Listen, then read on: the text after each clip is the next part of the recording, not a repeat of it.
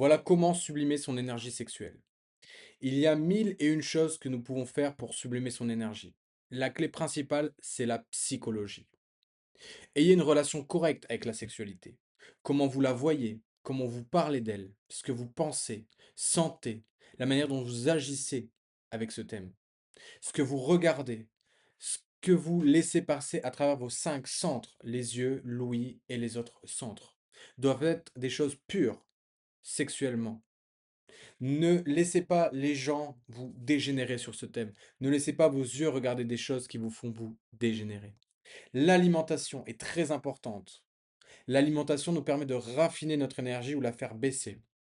Manger de tout. Manger des fruits, des légumes, un peu de viande, équilibré. Voilà. Mais ne mangez pas de plats surgelés. Ne mangez pas de choses qui sont mauvaises pour l'énergie créatrice. Mangez des bonnes choses, des choses saintes, le plus naturel possible pour raffiner votre énergie créatrice.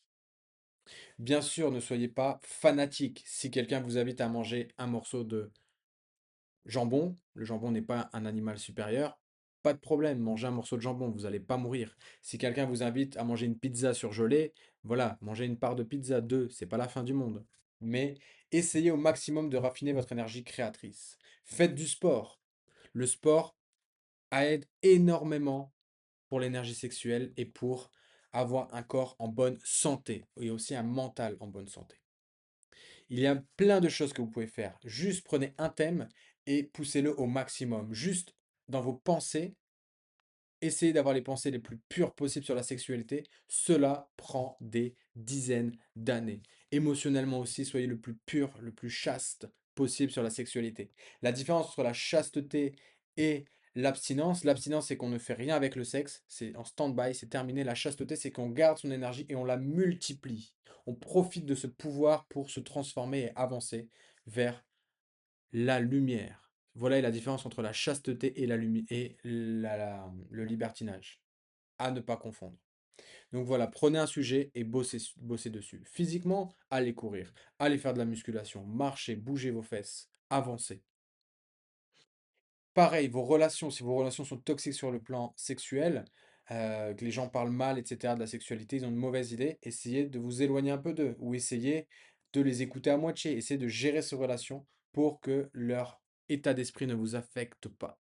Vous devez être hermétique à tout ce qui est infrasexuel, et juste laisser rentrer les choses suprasexuelles à l'intérieur de votre esprit. Si, malgré cela, vous devez vivre parmi des personnes qui sont infrasexuelles, voilà, qui ont une sexualité un peu comme ça, apprenez à changer votre perception. Ils vous disent l'infrasexualité, voilà, faire la sexualité comme un animal, c'est bien, c'est comme ça, le plaisir, etc. C'est comme ça, c'est comme ça, c'est comme ça. Vous devez mettre des lunettes pour dire, ok, ça c'est sa perception, par exemple, mais moi, j'ai une perception beaucoup plus haute que la sienne, pour que cela ne vous touche pas. Ne laissez pas ces idées rentrer dans votre tête, mais transformez tout ce qui arrive du monde extérieur sur ce thème ou sur tous les autres thèmes de la vie qui ne vous plaisent pas, les idées qui rentrent, etc., pour les transformer et les mettre à une octave supérieure, à l'octave la plus haute possible.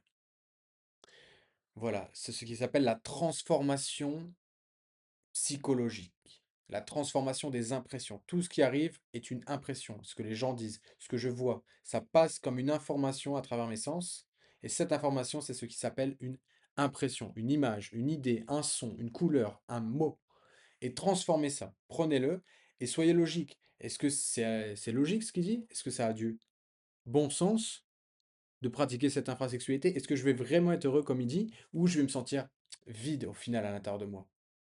Voilà. Qu'est-ce qui est le mieux? Que je me sente plein ou que je me sente vide? Ouais, soyez logique et utilisez la raison. Donc transformez tout ce qui arrive du monde extérieur en choses pures. Vous devez mettre un filtre, le filtre de la logique, le filtre du bon sens, le filtre de la conscience. Transformez votre énergie, c'est vraiment votre base. Notre nature est reflétée dans notre sexualité. Qui nous sommes sexuellement reflète notre nature véritable. Si nous avons une nature animal, instinctif dans la sexualité, c'est qui nous sommes intérieurement. Si nous sommes chastes, purs, comme des petits enfants avec la sexualité, voilà qui nous sommes intérieurement.